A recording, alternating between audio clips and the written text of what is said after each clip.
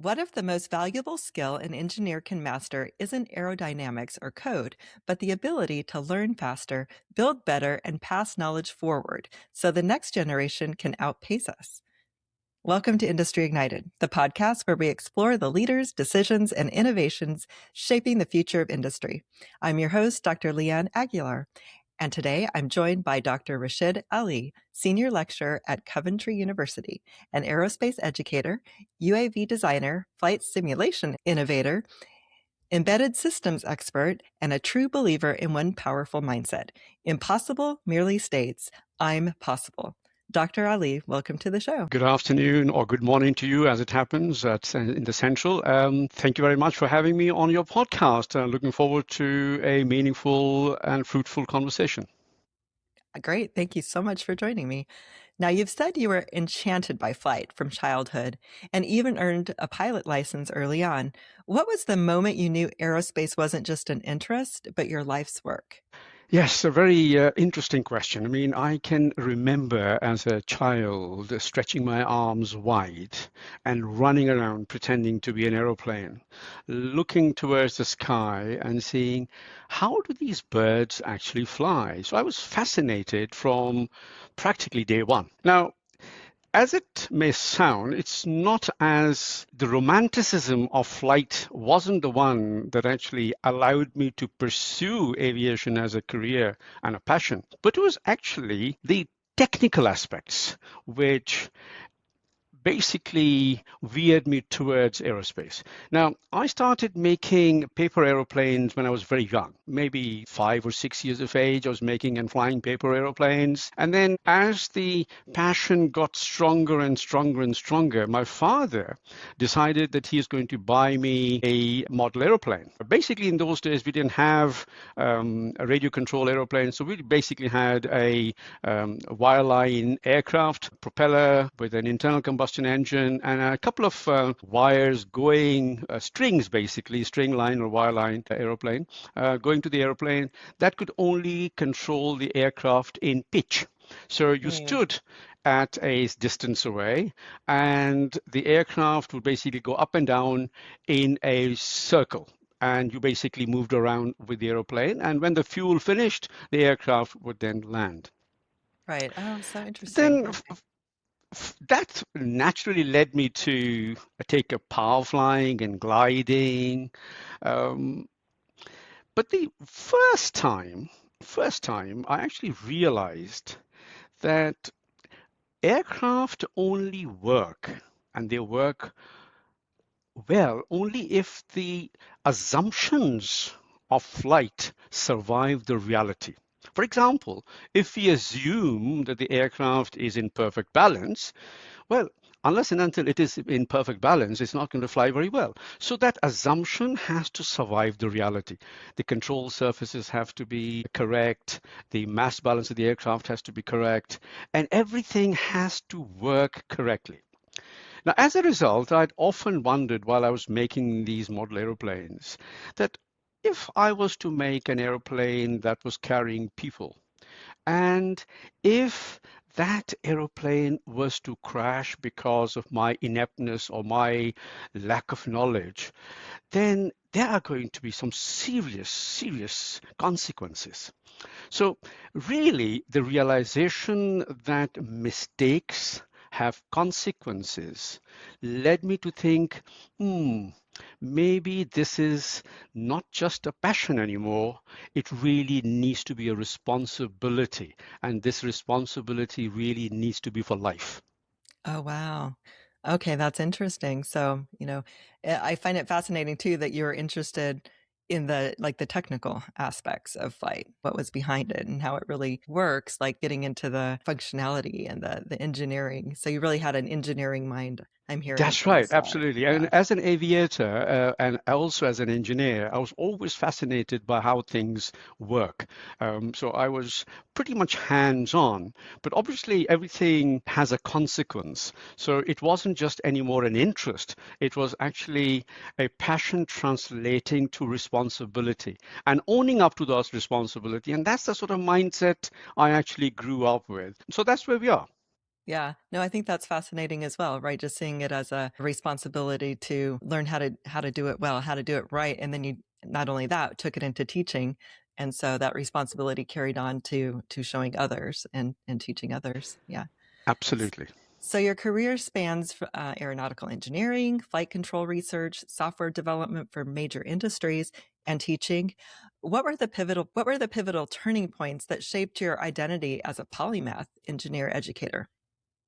Right, interesting. When I finished school, I wanted to be an aeronautical engineer. I couldn't progress my private pilot license to commercial flying because my mother was scared that I'd die by crashing the aeroplanes. She was dead against me flying. So the next best thing that I could do was to become an engineer so I could still carry on working within the sector.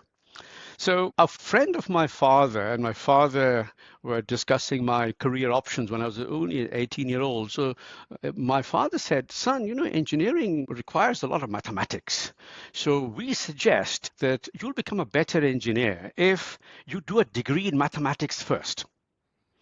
Ah, So I actually ended up doing a degree in mathematics first and uh-huh. then did a degree in aeronautical engineering.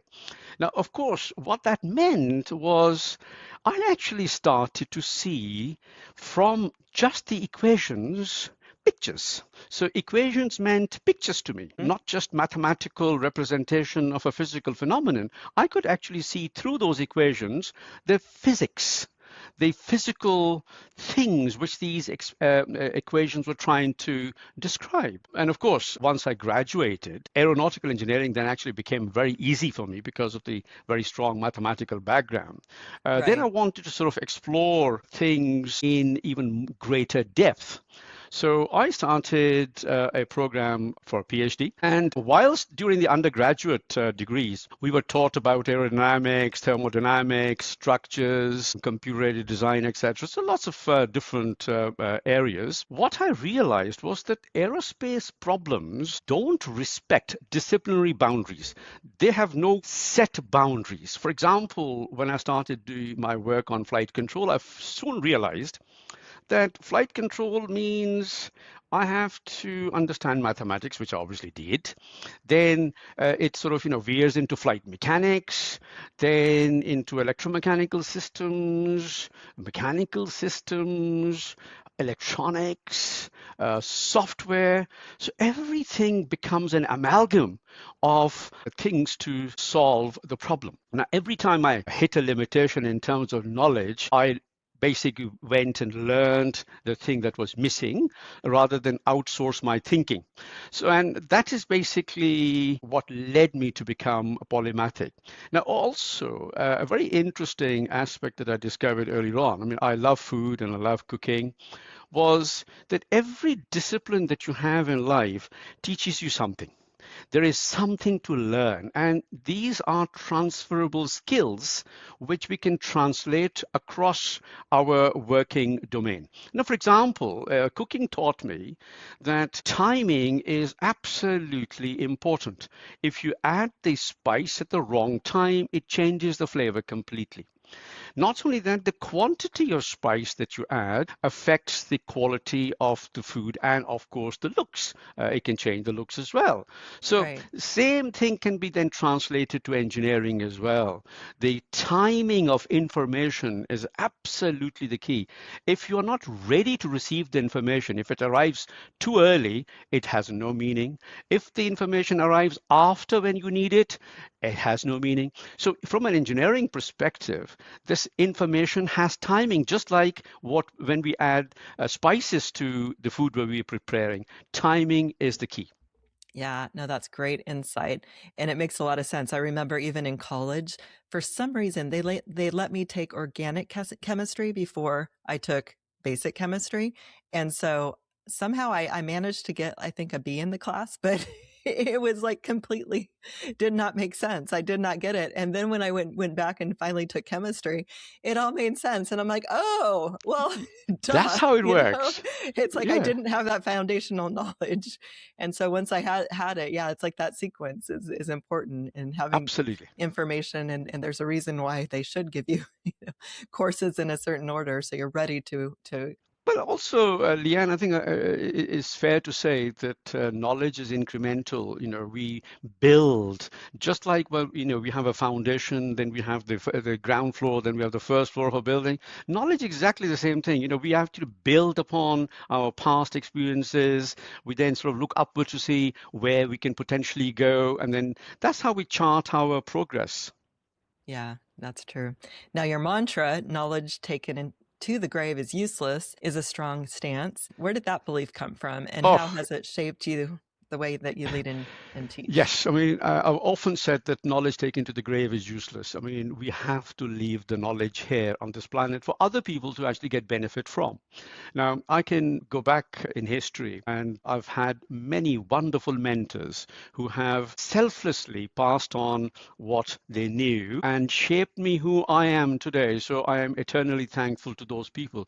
And yet, I did come across one or two people who were brilliant in what they did, but they were very cagey about divulging the full extent of what they knew. They were always reserved. They were always trying to guard, as it were, what they knew. And so they would never come out and give you everything.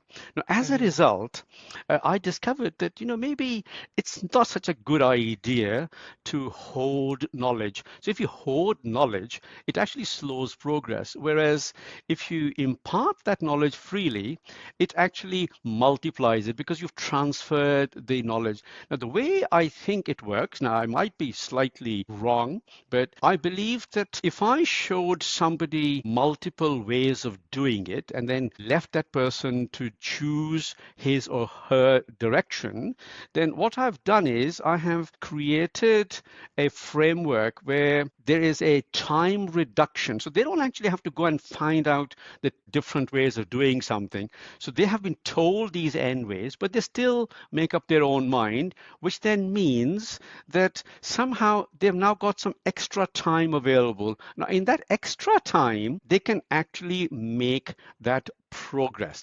So from Right. that point of view, I've always thought of engineering as being able to enable others.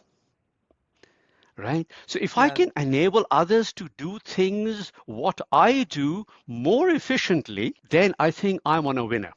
Yeah. And I've always said to my students, nothing pleases me more than to see you become a better version of me. Yes.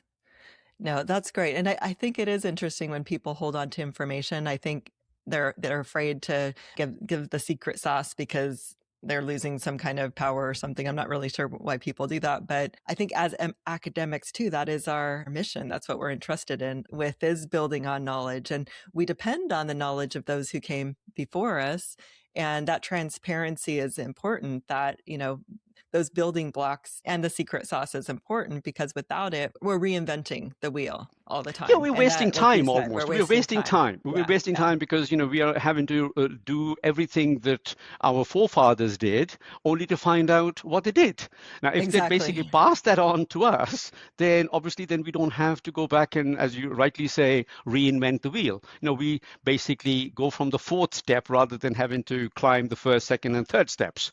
So Yes. that's also very, very important. Yeah, absolutely. And so if we look beyond ourselves and look for future generations, then equipping them with all that we know is, like you said before, a responsibility, and something that yeah, it's And we Mhm. own up to our actions. We own up to our actions, and we make sure that the information that we disseminate is appropriate and it actually adds to the enablement. So I mean, for example, if I start giving erroneous information or contradictory information or sending out wrong signals, then the recipient of that information is confused. So there has to be that clarity in dissemination of information so that it is actually an enabler, and to enable somebody to then see something with clarity and determine their direction. I think there can be nothing better than that. Now, you emphasize that progress is incremental and built on self belief. Looking back, what experience most strengthened your confidence to keep evolving, even after setbacks or fear, including flying again after an incident? Yes, that's an interesting one. Confidence, in my opinion, doesn't come necessarily 100% from success. It also comes from failure, because what happens is when we fail, it makes us introspect. And when we start to introspect, we start to iron out the weaknesses that may have been responsible for our failure. And when we have ironed those weaknesses out, it can add to your strengths. So those weaknesses actually then become your strengths because A, you don't fear them, and B, you have ironed them out. So success is important too, but failure, I reckon, is perhaps the better teacher. Yeah. Now, I've had a small incident in my life where I was piloting a glider and it crashed.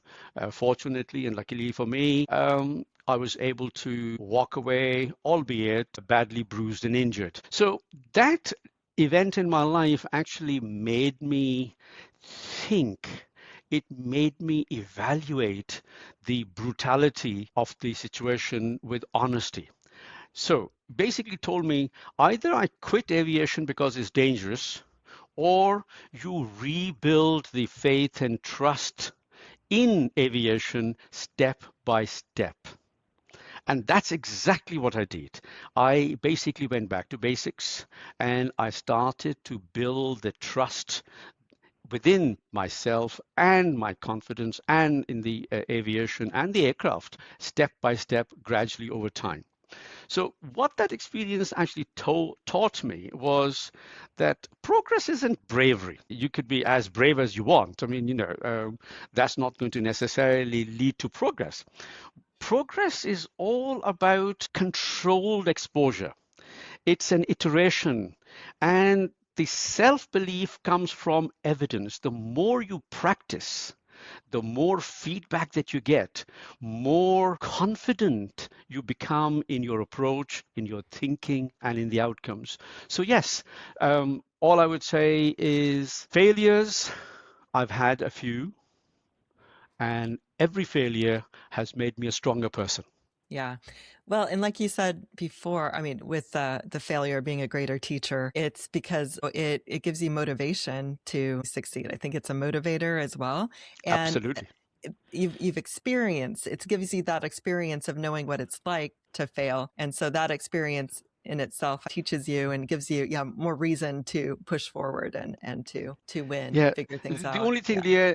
Leanne, I would say is it was a very stressful experience. Really speaking, if you can sort of, create an experience in a safe and a controlled environment where no harm can be done, I Sure. mean, that would be ideal. But that environment was very unforgiving. I mean, I thank my lucky stars that I actually walked away alive. But that experience certainly did leave a very, very indelible, long-lasting mark on my life.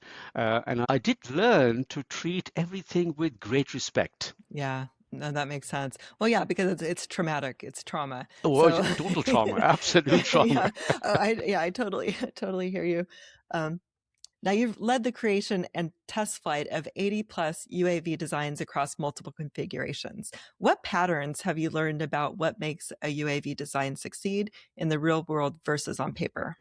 Oh, yes, a very, very interesting a subject very, very close to my heart. Uh, I'm going to say the last thing first, and then I'm going to basically say things that's going to justify what I'm just going to say. Tell each and every person who comes into my life that you have to start to understand the problem.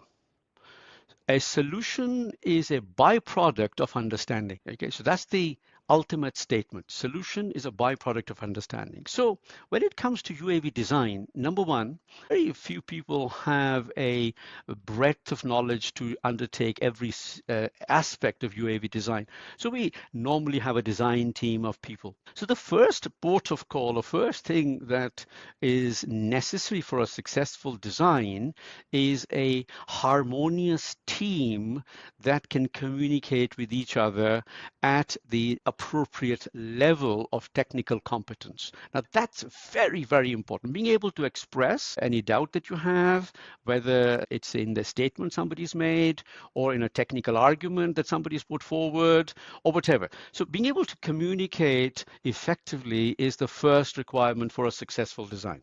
That's number one. Number two, we have to understand the constraints, the design constraints. Why are we doing this design? How is it going to be operated? What are the functional requirements, etc. So we have to understand the constraints. We have not designed anything yet. We're just going to understand what our solution may look like and what would be the constraints. Then we start to look at the engineering trade-offs. So what engineering trade-offs do we have which are going to enable a successful design? Bearing in mind that every design that we have, whether it is a small UAV or a large UAV, will have to live within a system, an ecological system, a financial system, a social system, a legal system. So this then becomes a design exercise of systems engineering, that you're designing a system that's Yeah. going to coexist with other systems, and these are complex systems in their own right. So the real success in engineering comes from humility, in trying to understand your limitation, in trying to understand the problem, in trying to understand the engineering trade-offs. Now, in terms of design space, I always say that aircraft design is a science and an art. And the design space is incredibly huge. If you ask most design teams to come up with a solution given the same constraints and the same limitations, it's not surprising. They all actually come up with different designs doing exactly the same thing. So that's why I always say that if you understand the problem properly, understand the constraints, understand the engineering limitations, then the solution is a byproduct of your understanding. The solution just basically looks at your face. Yeah. Well, and I like that. I mean, communication also is like one of the key pillars of the process that you mentioned even first. So it comes, I mean, if you're working with a team particularly, I mean, communication is vital. Without it, you're not going to be successful. And then from there, you're looking at the constraints. You know, what are your parameters that you're working within? What's holding you back? And then from there, going into the design. Now, your teaching model has students design, manufacture, and then fly a UAV.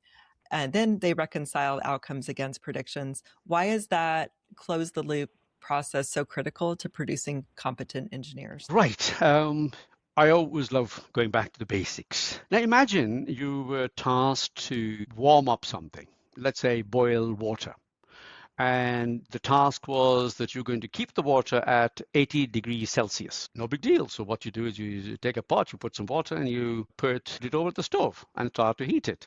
But then when do you know, or how do you know the water has got to 80 degrees Celsius? Well, you need to measure it. Mm-hmm. So think about learning exactly in the same way. So the desired output is a skill, let's say, which is what we call a learning outcome, right? Then what are the students learning? We need to assess them, which is where have they got to in terms of their knowledge, in terms of their learning. So we have to do an assessment. So when we compare the learning outcomes with what the students are achieving through an assessment, the error, the difference between what we expect and what the students are demonstrating can then be worked upon. So Right. this is closing the loop. So when we come to why is closing the loop important in aircraft design or UAV design or the way I teach is very simple. We design something, we make it, we test flight it. So that then closes the loop. So when we test fly the aircraft, we can measure its expected performance to the performance the aircraft is achieving. And then if there are any discrepancies between what we think it ought to be doing and what it is doing, then we have the opportunity to correct what might be the source of the discrepancy. So if you were to just design the aeroplane, which means we are predicting the behavior through analysis only, they can teach you confidence. The confidence would be in the tools that you're using to design, but it doesn't teach you judgment. Right. So when we do practice, the practice allows the judgment, and judgment is absolutely important. Why? Right. Because when we test something, we have to measure. The measurement generally happens to be these days digital. It's numbers. So, for example, a force of 100 newtons, what does it actually mean? It's roughly 10 kilograms. So we start to get the feel for numbers. So when we are doing predictive work analytically, a number comes out from an equation, but we actually don't understand what it physically means. So Right. but when you start to do the testing, those numbers then actually mean something. Exactly. Okay. Yeah, that makes a lot of sense. And also, I mean, just having a hands-on experience, Sure. that reinforces the learning as well. And like you said, it makes it mean something. So, And yeah. also, Leanne, I mean, we have muscle memory. So, when we do things repetitively, Yeah. then certain things become part of our muscle memory. So we learn to do things through repetition. I mean, a lot of flying is muscle memory. So yes, the development of the cognitive abilities alongside your muscle memory is also part of that learning to judge. Right. That makes sense. Now, you've worked on sophisticated flight simulators from hydraulic motion platforms to certified training devices. How do you think simulation is evolving, and where does it genuinely outperform traditional training? Well, I mean, I don't think there is any substitute for real training. That has to happen. But there are lots of aspects which are important. So, for example, simulation is, from an aerospace engineering point of view, very, very important from a pilot training point of view, as well as from an engineering point of view. Now, especially when we come to do aircraft design. So when we do aircraft design, simulation is a fantastic tool. We basically produce digital twins, and when we produce these digital twins, we can learn the design trade-offs, the early engineering design trade-offs. Give you an example. Let's say I've been working on an aircraft, I've selected an engine, I have some performance criteria to meet. So if I wanted to play the what if scenario, what if my engine was to lose 10% of power due to some reason? What effect will it happen? What effect will it have on the aircraft? Whether it is on the rate of climb or whether rate of descent or whatever it is that I'm trying to measure. So a digital twin or a simulated environment allows us to play the what if scenarios in total safety. We are not committing hundreds of thousands of pounds in flight testing. We can actually do it in the comfort of our desk using a simulated environment. Now, I encourage all aspiring, budding aviation enthusiasts, aircraft designers to learn to create a digital twin. Once you have a digital twin, then it becomes easy to investigate technical changes, whether it is increasing this wing area or a control surface area, or how a control surface might act. We might start to look at flutter, etc. So basically, I am a great proponent of a software package, a public domain package called Explain. We use it from an engineering point of view. And I always say that if you can get your aeroplane flying in Explain, Hmm. then you can certainly get it to fly for real. So simulation to me does not replace the actual entity or actual aircraft, but it certainly allows you to sharpen your judgment. And I think engineering Right. is all about judgment. Yeah. Well, and it saves a lot of cost too, I would think, and gives you that initial learning. And yeah, because if you're crashing with the simulator, then it's you're not losing a whole aircraft and saving the time and cost to rebuild as well. I have a very interesting tale to tell you. When the NASA space shuttle was being built, thought of, etc., they needed to train the pilots. They didn't have the shuttle. So the pilots were trained on the shuttle, and when the first shuttle mission took off and when they landed safely, they asked the question, how did the shuttle fly? And the pilots responded, not as well as the simulator. Right. So they didn't change the simulation, they actually changed the shuttle. So the simulation technology is so advanced now that we can get very good realism, both from Hmm. a analytical mathematical point of view in terms of how things behave in reality. So it's very advanced, and these days, because of software enhancements and your visual technology, we can have very realistic flight simulations to supplement the real training. So as you rightly said, we can cut a lot of cost, training cost, by introducing simulation, whether it's from an engineering point of view or from a flying point of view. Yeah. Okay. Now you've pointed out a growing gap. Aerospace curricula are packed with content, but hands-on facilities like wind tunnels are limited. What's the cost of that shift for industry readiness, and what can universities do about it? Yes, I mean, again, it's something that I very strongly believe in, and I am a great advocate of hands-on training. It's like this. Universities are commercial entities these days, and being commercial entities is a growing, let's say, demand on them to be economically viable and to be, in some cases, if not profitable, certainly not loss bearers. So as a result, universities are always trying to reduce costs.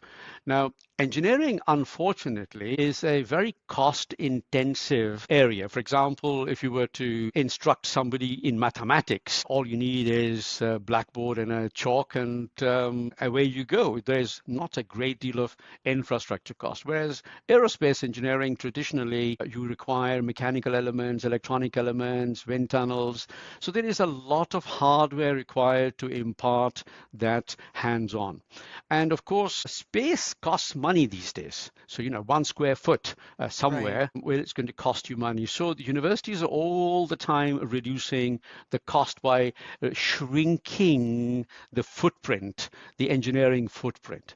Now, as a result, a lot of universities have lost their wind tunnels. A, they are expensive to maintain, and B, they take up a lot of space. Similarly, some of the more expensive experiments which require a lot of on costs, they have been removed from curriculums, or either they're being exposed to that experiment virtually, or they just talk about it, giving the students, I won't say a brilliant deal, but I would say something to think about.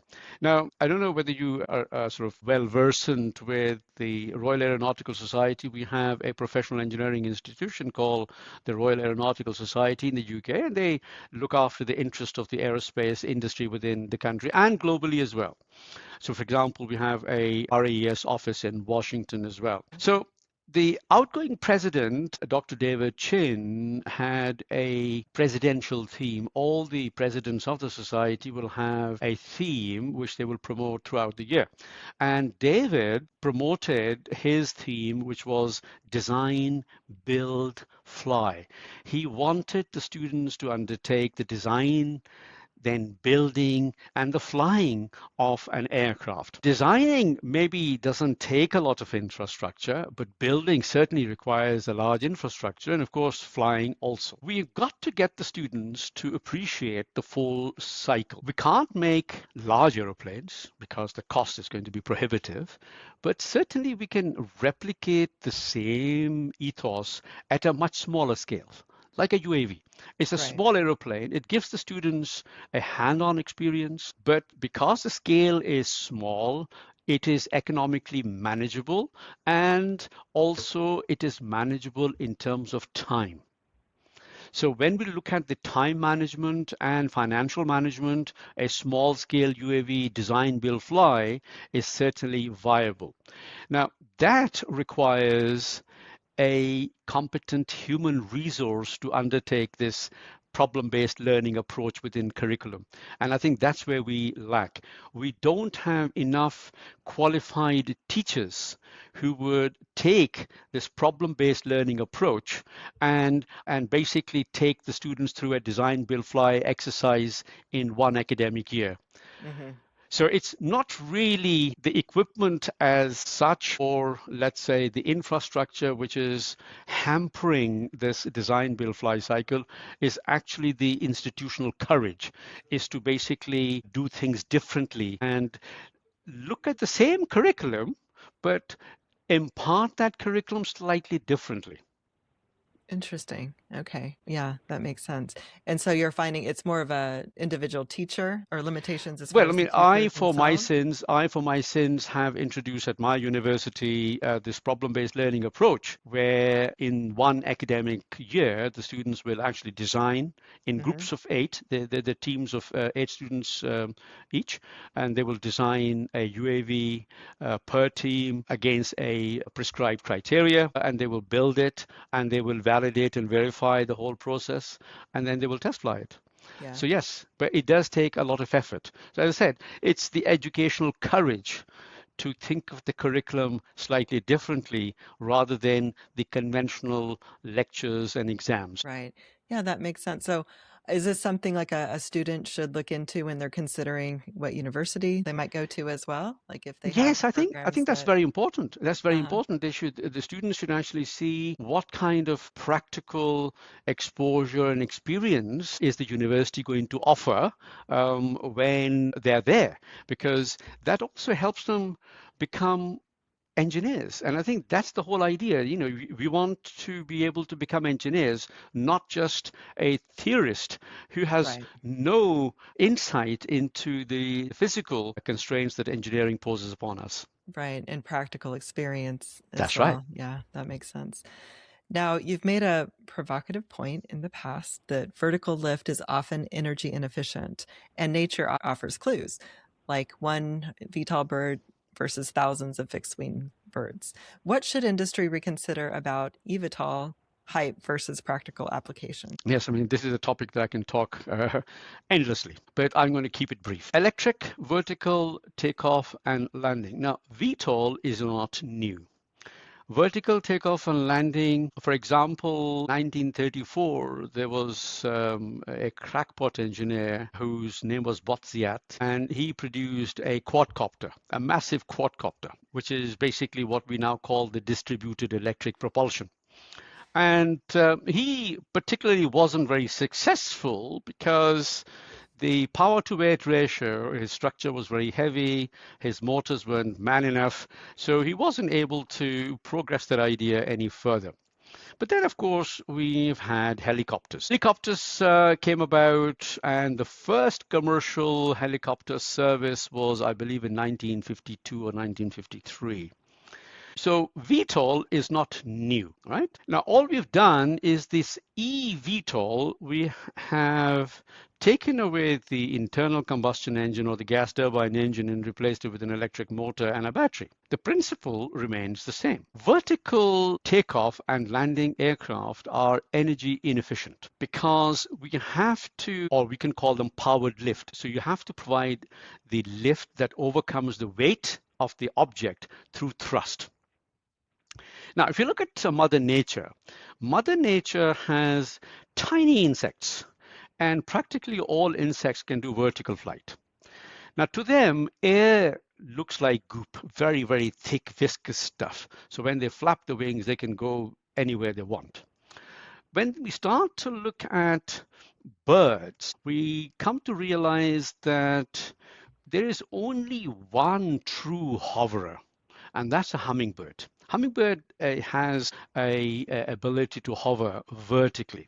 But not only that, it has a fantastic ability to articulate its neck in such a way that the beak will stay perfectly still, whereas the body will rotate to accommodate any fluctuations in the air current. Hmm. So it is concentrated in one aspect alone, and that is to draw the nectar out of the flower. A hummingbird would, let's say, consume at least its body weight in nectar. And that's where the energy inefficiency comes. Now, Mother Nature then also then tells you that there are birds that they can travel hundreds of miles without any need for replenishing energy, Right. right? So the fixed wing birds are more energy efficient. And Yeah. Mother Nature tells you that in more ways than one. We look at the flight of the condor, we look at eagles, we look at other birds, and they are efficient soarers, efficient gliders, efficient flyers. Now, when we come to the use of technology, particularly the EVTOL technology, we have to understand one thing. What is the need? Now, often I say in public that we as engineered have answered the question, can we? Yes, we can make eVTOL aircraft, but we often dodge the question, should we? Should we? Yeah. And who for? Right. So the point is that what are we designing this technology for? Now, give you a very stark statistic. And the statistic is that only 11.7% of the global population has ever set foot in an aeroplane. Really? That is correct. That is surprising. Now, another stunning bit of statistic is that 84% of all the global wealth is in the hands of 11% of the global population. So now Wow. you immediately see that 11.7% sitting in an aeroplane are the ones who actually have money. So flying isn't a poor man's sport, as they say, right? You have to have money to be able to fly because air tickets are expensive. Now, another thing that we have to start to think about is helicopters have been around since 1952 commercially. Hmm. How many people use helicopters as a mode of public transport? Very, very few, Very few. Right. right?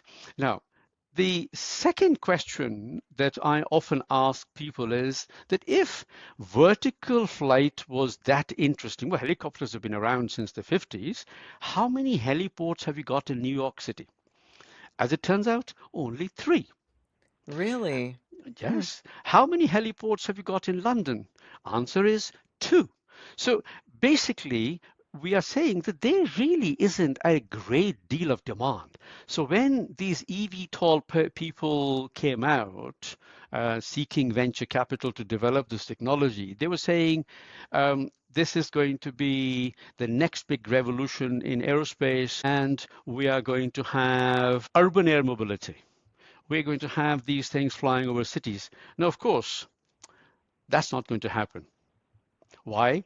Because this technology is not going to scale nicely for mass commuting. And there is many reasons. For example, who's going to use an expensive mode of transport? I mean, already 11% fly, but of those 11%, less than 2% has ever been anywhere near a helicopter. So it's a very restrictive market. Not only that, the thing that I always argue with all these eVTOL pundits is we haven't got the infrastructure. Where are these vertiports? These Right. vertiports are going to cost a lot of money to build. So when you start adding the cost of the vertiport, the return on investment, that has to go on to each flight. How big are these vertiports going to be? Then what you realize that these aircraft are not going to be cheap, they're going to be expensive. So when you add a £5 million vertiport and add a £5 million or $5 million UAV or a eVTOL, it's a lot of money. Yeah. Right. So then we can't really say that the cost of flying in one of those is going to be like an Uber. So a lot of these companies you may have heard in the past saying that, the cost per mile would be very much like Uber Elevate or something like that.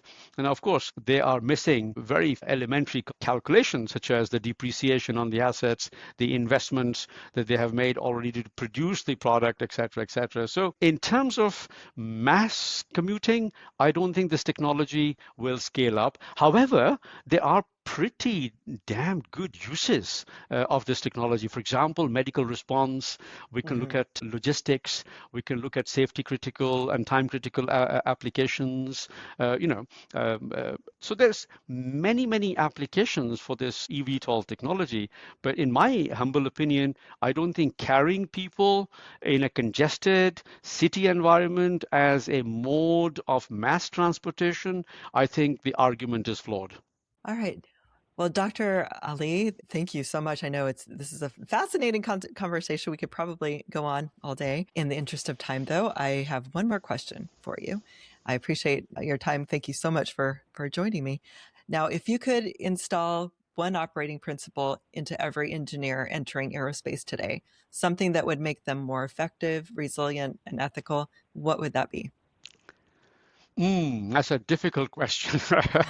uh, right, let's think. Did I say at some stage that engineering, we are trying to inculcate the ability to judge, the judgment, judgment's an important. So let's see if we can actually work that one through. So if I said engineering is a judgment in uncertainty, that, when we are faced with an uncertain environment, and if you are then able to judge something or come to a conclusion, so then that will be an important aspect. Now, also at some stage, we talked about perfection, as to what is perfection. So I'm going to summarize this as follows. Perfection is direction. It is not the destination. Therefore, engineering is judgment in uncertainty. That's interesting. Yeah. So judgment in uncertainty. Yes. Right. So perfection is direction. So we are not going to chase perfection as a destination Hmm. because there is no such thing as perfection. There's no such thing. I was just going to say that as well. There's no Okay, such so thing. so perfection says that you have to do things right. You have to do things correctly. So perfection gives you the direction. So it is telling you to go towards something nice. Now, what is something nice? We don't know, right? Hmm. And another saying that comes to my mind is one man's ceiling is another man's floor. So basically, perfection is a bit like that. It's direction. It is not our destination. Our destination is judgment in uncertainty. Yeah, Being I able like to that. Hmm. operate in an uncertain, and that's what makes us different to machines. Right.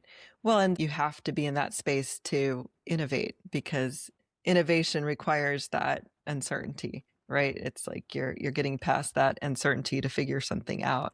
And so it's being okay with being in that space of Absolutely, uncertainty. because it's Yeah. it's the fear. You mustn't have the fear of the unknown, because if you fear the unknown, then you will never be able to make progress. And that's basically what engineering is all about. Engineering is about making that correct judgment in an Hmm. uncertain environment and eventually come out triumphant. Awesome. Yeah. Well, Dr. Ali, thank you for sharing your perspective and for your My the work pleasure. that you're doing. It's yeah, fascinating. You're not just developing aerospace capability, but human capability. You're really investing in Absolutely. That that. is very crucial. Yeah, future generation. Now that's, I mean, teachers are invaluable, especially those who have a lot of practical experience and who are, really advocates for the students and advocates for increasing knowledge, the knowledge base. So for listeners who want to learn more, to follow your research or connect with you, where's the best place to find But you? LinkedIn would be the best. So if you type in Dr. Rashid Ali, I'm sure you will find me through LinkedIn. I do regularly post the achievement of my students. What a wonderful way to celebrate their successes. I do that very regularly, and I do keep in touch with my old students through LinkedIn as well. And I always tell them that a student isn't just for 3 years. When I have a student is for life. Yeah. So I am your mentor for life.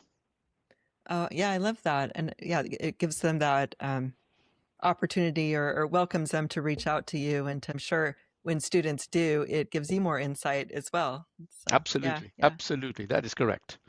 And yeah, so everyone, if you're interested, please reach out to Dr. Ali.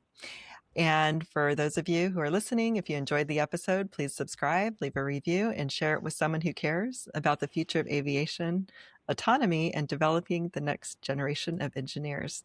So please tune in to the next episode of Industry Ignited. Until then, stay bold, stay curious, and keep igniting industry.